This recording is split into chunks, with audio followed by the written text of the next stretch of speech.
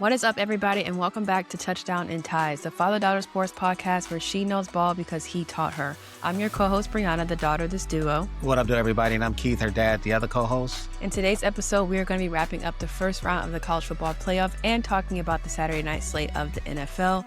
But before we do, if you haven't already, please go ahead and follow us wherever you listen to podcasts. That way you get updated whenever we upload an episode, and of course, also helps us out as well. All right, let's go ahead and get into it. All right, let's do it.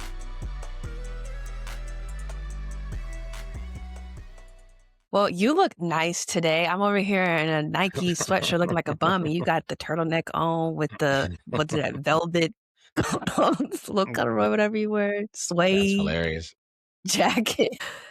Just came from the church house, so, just thought I would just drop in and knock this podcast out right quick before I, go back into my, what do you call it? Your Sunday cozy, whatever you want to call it. Put my sweats and that sort of thing back on. So there my you go. Football outfit, because the Lions game will be on a little bit later. So there you go. Put on my gear for that.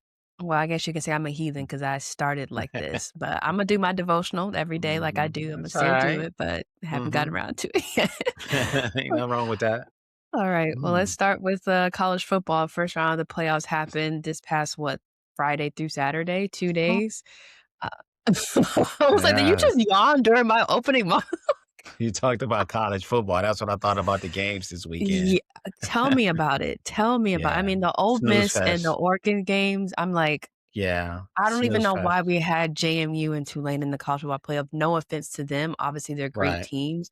But I feel like it kind of does a disservice to them as well because they're not able to compete and actually get a legit championship on the level that they play. I mean, why are they playing schools like Oregon and Ole Miss? I mean, Oregon was up, 34-3 by half, the second quarter, not even halftime. Yeah. I mean, that was such a 34-6 at halftime. The game was over with. Whoop-de-doo. 30 little points. Yeah, because like I said, second quarter was 34-3. And I'm like, are you serious right now? Yeah, and honestly, I didn't even tune back in the second half. I mean, it was 34-6 at halftime. I'm like, this game is over. It was over. It's over with. At least at halftime with the Tulane Ole Miss game, it was a little bit closer. But then, Ole Miss got the ball to start the third quarter, went down, scored a touchdown, went up 24-3. I mean, at that point, the game is over for them as well. So it's over with. Yeah, both of those games are a waste of time. So hopefully the committee gets it right going ahead because arguably those spots could have been used for a Notre Dame, a Vanderbilt, a Texas, and maybe gotten more of an entertaining matchup. But I don't really know because that was a waste of time.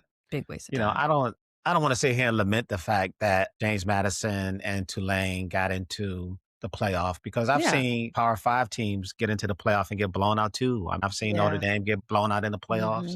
I've seen it happen. I remember one year Ohio State lost 31-0 in the playoff. I think they played Clemson or maybe somebody like that. So it happens. Michigan, when they lost to Georgia. Georgia, what was it, they got their brains beat out. So crazy. I mean, but having said that, it's the NCAA football tournament is not the same as the NCAA basketball tournament. I've seen this is just my opinion. Oregon and James Madison in the NCAA basketball tournament, you may have an opportunity for James Madison to pull an upset against Oregon. Yeah, we see that all the time in the basketball, all the time. That's not unheard of. That's the best part of the tournament. I just don't see it happening. I mean, not at that level. The talent gap between James Madison and the Oregon for Division I football is really huge. Yeah. So even if Oregon doesn't play their best, James Madison would have to play above their best just to have an opportunity to stay in the game. Yeah. In my opinion. So that's the difference. I mean, it's not, we can't treat the college football playoff like it's the NCAA tournament because it's not. It's not. Yeah. It's just not. Now, I mean, it doesn't mean that if, Notre Dame or Texas played Oregon, the game would have been closer. Yeah. But I think you would have had a little bit more interest in the game because you would think that the teams are on an even playing field. At least with Tulane, Tulane, the first 4 times they had the ball against Ole Miss, they just didn't convert their opportunities. They've 4 of their drives, I don't know if it was the first 4, but 4 of their drives in that first half ended in Ole Miss territory, but they only had 3 points to show for it.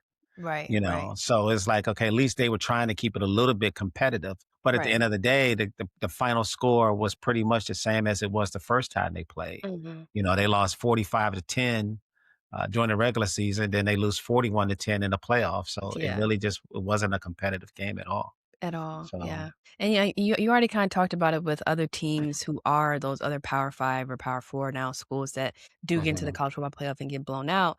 We still can talk about Miami and Texas A&M. I mean, that was a defensive slugfest the whole time. I mean, I was watching the game. I don't Yeah. know why, but I was watching the game, and when I went to go look at the box score just to, like, get my stats or whatever, stats Yeah. didn't start to the 3rd quarter because there was literally nothing to talk about Yeah. and to look at from that game. I mean, we both got it wrong. We thought that that was gonna be a good game. I thought Texas A&M was gonna win that game, and Miami definitely made a statement. You can't ignore either defensive performance. Obviously, Miami only held Texas A&M to, what was it, 3 points, and then Mhm. A&M only allowed 10. That was still a very, obviously, low-scoring game on both sides, but did not happen to the 3rd quarter. Yeah, and it was the one game when you looked at the matchups, it was like the OU Alabama game. You was excited about seeing that game, and then the Texas Yeah. A&M Miami Mhm. game. Those were the two games that you thought were going to be very good. But and I guess if you like defensive football, It it was, was good, but yeah. right? But if you like excitement and scoring or whatever, then that Mhm. game was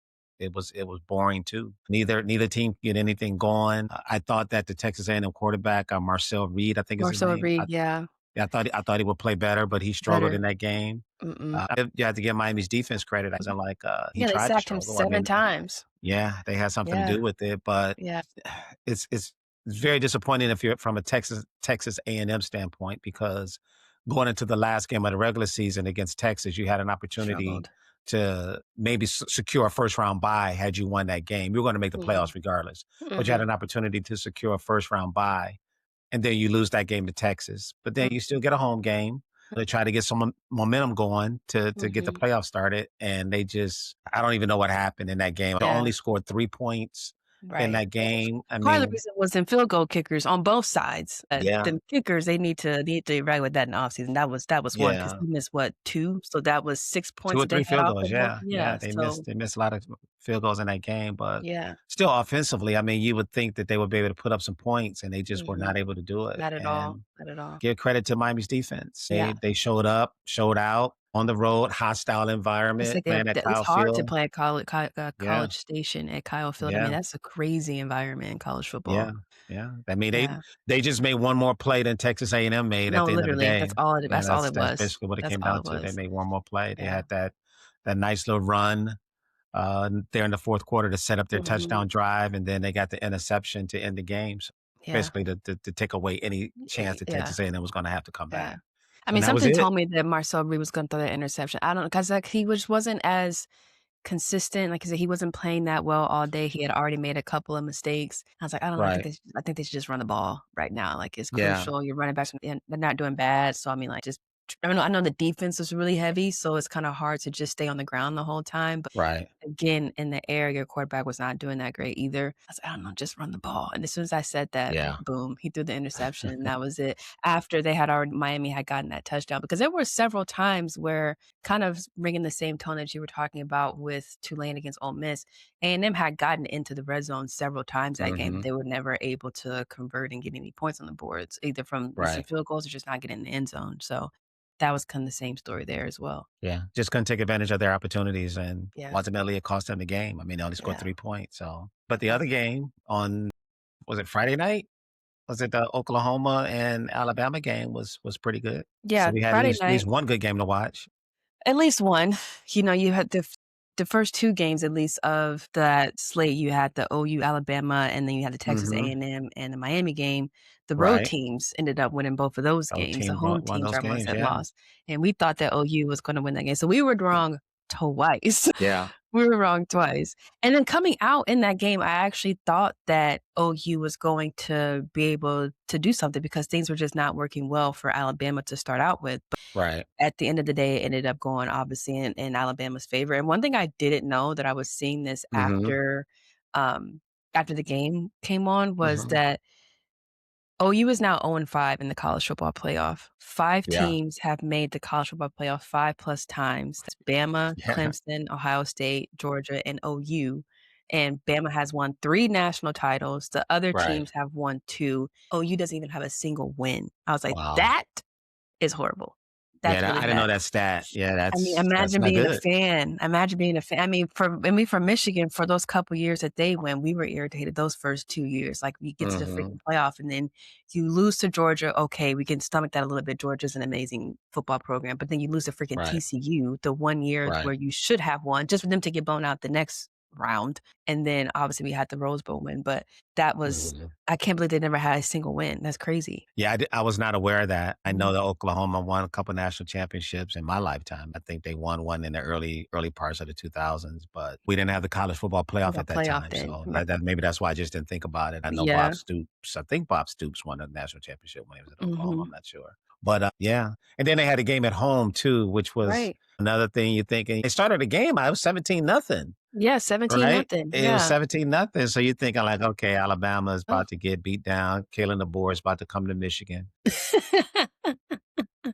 They're going to run him out of Tuscaloosa. If they get blown out of this game, they're going to run him out of there. Yeah. Looking for a job. Then they started playing complimentary football like we talked about. The offense scored a touchdown on the 4th down. They blocked a punt, or at least Oklahoma muffed their punt or whatever they did. Punt, yeah. Alabama was able to get the ball in scoring territory. I mean, they only got a field goal out of that possession, but now they're back in the game.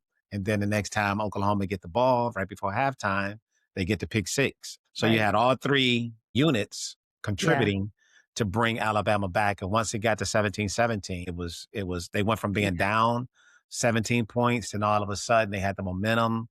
Third quarter, now they're up 10 points. 27 unanswered points. Yeah, 27 unanswered points. And it was ball game after that. Yeah. So give Alabama credit. So I don't have the bracket memorized in my head as we're talking right now, but Oregon plays Texas Tech, and then Alabama's going to play Indiana. A red school. Alabama plays Indiana, and then Ohio State plays Miami. We talked about that. Ohio State plays. And then who's the other school I'm missing? Ole Miss play Georgia. Ole Miss plays Georgia. Okay, so what are we thinking next round? How it's going to go? I think Ohio State's beating Miami. I think Ohio State's beating Miami. I think Georgia beat Ole Miss. I think Indiana beat Alabama, and I think Oregon will beat Texas Tech. So I think you have 3 Big Ten teams in the semifinals. That's crazy, especially when it's been so SEC dominant. There's just in the recent years, period, just the college football players are always like 3 SEC teams and then 1 ACC school because it's like Clemson or something like that. But now it's so different. I haven't seen Texas Tech play a lot this season, and I have watched Oregon play. So maybe I'm just going off of because I've seen Oregon play and I haven't watched Texas Tech. But obviously Texas Tech is a good team. I mean, they're 12-1 maybe, something like that. Something like that. So they're a good team. So they could, if they were to beat Oregon, would that surprise me? No, it wouldn't. No. So, that matchup is kind of up in the air. Like you said, I pretty much seen all those other teams play several games throughout the season. But the other 3 though, all the one that you said, the other 3, I don't see Alabama being able to beat Indiana. Yeah, I don't see that. I don't see Miami coming within 17 points of Ohio State. I think Ohio State gonna blow those guys out. I really do. I don't see it. I just hate that there's no games for us to go to because I'm not finna go watch Ohio State and Miami. Yeah. Not doing it. Any other matchup? We've done that before. That one year we went to go, I think it was probably COVID year because things in Texas were not shut down anymore at that point. So we did go to Alabama. I forget who they played, but we did go to the Alabama game. Notre Dame. Yeah, they played Notre Dame. They played the Rose Bowl at AT&T. Because it's supposed to be in California, obviously. Then they came and played AT&T. We went to that game. So that was fun. There was nobody there. There were people there, but, we were safe. There was somebody around us. We were chilling. But, we can't do that this year. Had a totally different feel for it, but that's the Alabama was like, nobody would beat Alabama that year. Nobody was beating Alabama. I mean, half those dudes playing in the league right now. Nobody was beating that nobody team. was beating Alabama that year. Nobody. Yeah, that was a crazy year. I think the championship game was them against Ohio State, and I think Alabama won that game pretty easily. Yeah.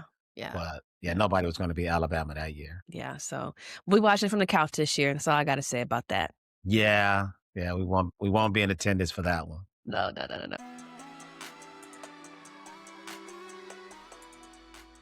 Let's pivot gears over to the NFL Saturday night slate. Odd times. I didn't think that all these games really happened to the week of Christmas, so I was kind of surprised to see that we had NFL games last night. But the Eagles have clinched the NFC East back-to-back years. First time that the Eagles have done that since they did it every year since 2001, 2004. And I think I saw something somewhere that said that the Dallas Cowboys have now not played in an NFC Championship game in 30 years because now that the Eagles have clinched, the Cowboys are out. That is a long time. Well, we're Lions fans. I'm not going to say anything, but that is 30 years is a long time. That's a long time. Yeah. To have not made the NFC Championship game, not won the championship, but just to play in the NFC Championship game. Yeah. Been 30 years. It's a long time. Well, I guess the Lions kind of basically did the same. Did they ever play the NFC Championship game with Barry Sanders and all of them? Did they play in that game? 1990. It was the end of the 91 season. Okay. So I guess it would have been in January of 92, but it was at the end of the 91 season. Before they beat the Rams 2 years ago in the playoffs, that was the last time that the Lions had even won a playoff game. Right. At least the Cowboys have won some playoff games in 30 years. That was the Lions. The Lions had not won a playoff game in over 30 years. And that was at the same year that they went to SF and lost to the 49ers to play in the NFC Championship game. Yes. Is that all the same year? Yes. So that was still like 30-some years. So it's kind of akin to each other. Yeah. But like anyway, I said, the difference is at least in the interim between 95, 96, whatever it was, the Cowboys last played in the NFC Championship game, they have at least won a few playoff games. Right. Once the Lions went to that championship game in 1991, they didn't win another playoff game until 2020, whatever.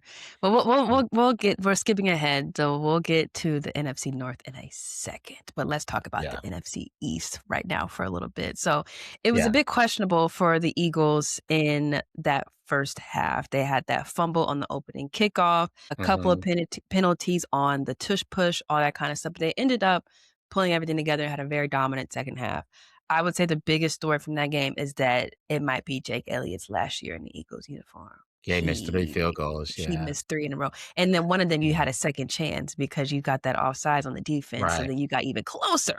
Yeah. I was like, and he still missed. And he still missed it. I was like, okay, I think it might. I'm not like a diehard Eagles fan, so I don't watch every single game, but I do watch a lot of their games. And I know that people have been saying that this is like his second year kind of struggling, so they might need to find a replacement for Mr. Elliott there. So I think the handwriting is on the wall for him. I mean, for many years, he was one of the most dependable kickers in the NFL. Yeah, that's what they're saying. Yeah, like that one year that they needed to beat a lot of teams, he pulled them out of a lot of games. For the last couple of years, he struggled. But the what happened Saturday was probably the worst that we've seen him struggle. Yeah. Over that 2-year period. I mean, to miss that many field goals, especially like you said on the one where he had a second opportunity and he still missed. Fortunately for them, it didn't come down to them needing him to make those a field kick goals. to win the game. Yeah, because there would have been no confidence whatsoever. They make you wonder. I mean, I don't know who's out there now, but the Eagles are in the playoffs. Most playoff games are going to be contested. They're going to be very close games. So are you going to trust that you have the guy there that if you need to make a big kick, that he could do it for you? I mean, I'm not advocating for them to find a new kick or anything like that. I'm just saying the guy's struggling. But it's an issue that needs to be fixed. 110%. They need to fix that issue. I mean, it's also been a nightmare season for the Commanders. The amount of injuries that they have are just, I know we always talk about that everybody has injuries, but they have injuries on another level to where you can't even really come back from. I mean, your backup is hurt. Basically with the Commanders. And Mariota, he went out after the first possession in the third quarter. Obviously, he is coming in for Jaden Daniels, who's only played really 7 games all year. They've lost the last 9 of their 10 contests, and then now they're not even going to the postseason. Especially after a year they had last year. I mean, they were in the freaking NFC Championship game last year. I mean, that's the reason why they had all these primetime games this year, because they thought they was going to be good. And they have been struggling tremendously this year. So it just makes you wonder which are the real Commanders. Is it the team that went to the NFC Championship game last year, or is it this team? We won't know the answer to that until next year. I would say that the answer probably lies somewhere in between. They probably are not as good as they showed last year, and they're certainly not as bad as they're showing this year. Because you have so many injuries. So next year it'll be a key year for Dan Quinn and Jaden Daniels and all those guys because they're going to get a good draft pick. I don't know their draft situation. I don't know if they still have their first round pick. I'm assuming that they do. So they'll end up getting a top 10 draft pick. And I always say that, like with teams that unfortunately struggle but they're a pretty good team. Like Kansas City. Like Kansas City's a good team, but they struggled this year. Right. But now you're going to get a good draft pick, to which normally, you're picking, last or next to last. Yeah. And all of a sudden, each round, again, I don't know all the trade scenarios and all of that, but each round, you get to pick a lot earlier than you would normally pick because you've been one of the better teams. So I think, you have an opportunity for the Commanders, just like with the Chiefs or whatever, where you can obviously get better quickly because you're going to have an opportunity to draft higher in each round and potentially get better players. That's going to help you. Yeah. Yeah. What about did you see the big fight at the end of the game? I saw that when Mikey was in there. I was like, Mikey was the main one instigating and then didn't even really get anything from the freaking fight. He didn't even get kicked out the game. Yeah, he didn't get kicked out the game. He got out unscathed. I was just like, he didn't start it, but he definitely got in there and instigated it because he was put on some of the Eagles, one of the Eagles players' jerseys or whatever. 56, I don't know his name, but number 56. And then I have it right here. Tyler Steen on the Eagles. That's who it was. Because then he basically got jumped by the whole entire Commander team. I mean, he was on the bottom of the freaking pile. And Mikey's like, this is big. I said, get your big old butt off of him. But that's probably why they went to him, because they were like, dude, leave the little boy over here alone. But I was like, Mikey, ding, dang, well, you should not be in that man's face. And he was. Right. And because it was like 3 players that were disqualified. And he was. Yeah. Two from the Commanders and one from the Eagles, if I'm not mistaken. Yeah. Even the announcers are just like, oh, Mikey got out of there. I mean, he was made one people's face. So that was crazy. It's like a season worth of frustration just coming out in that moment. You know what I mean? It's like probably for both teams, honestly. For both teams, yeah. I think for the Commanders more so than Philly, because at least Philly get to continue their season. But for the Commanders, you had all these expectations coming into the season, and you haven't been able to meet any of those expectations that you had. Yeah. So it just happens. You heat of the battle, guys get frustrated. You don't know what's being said on the field throughout the course of the game to each other. It just happens. Who knows? I mean, they fought. They've had fights before with those two teams. I mean, AJ Brown and Lattimore had a fight in the past. Right. So, I mean, it's not something new for them. So, nothing new at all. That was interesting. Mm-hmm. Yeah. Shifting gears to what I actually don't really want to talk about because I'm still upset about it. The NFC North, the Packers and the Bears. Everything just kind of like sunk in last night. And I was just like, I hate the freaking Bears with all of my heart. Not because they're good. It's because they're good because of who they have.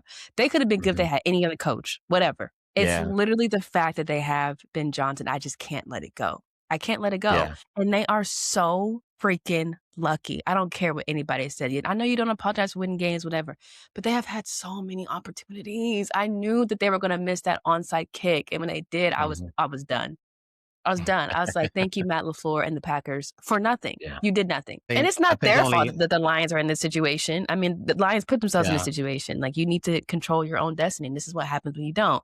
But I'm still irritated. It was a little annoying, to be honest, if I'm being honest, because I thought the Packers had won the game. I think only 8 onside kicks have been recovered all season. 8% chance. 8% chance or whatever it was. So you didn't think that they were going to get it. But then when they did get it, you knew that they were going to score. That was it. I mean, you knew they were going to score. So it was like the Bears have been winning games kind of like this all season. I think this is probably maybe the 5th or 6th game. 5th or 6th one. That they've won. So, you got to give them credit, that, maybe it's just their year. Maybe it's just their year that everything is falling right for the Bears. I don't know if it has anything to do with Ben Johnson. I don't know. But whatever it is. They have great players on their team. I mean, Caleb Williams is a great quarterback. You have freaking Colston Loveland. I liked you once. I don't really like you now. DeAndre Swift, whatever his name is, he's good. DJ Moore, they just have really good guys on the team. And then you have a really good coach. So it's like, here we are. So everything's just falling into place for the Bears this year. I mean, it really didn't surprise me. Like I said, after they got that onside kick, I was like, okay, not only did I think that they would tie the game, but I was like, they're going to win. They're going to win. Yeah. This is just what they have been doing all season. It's like they struggled for 57 minutes of that game.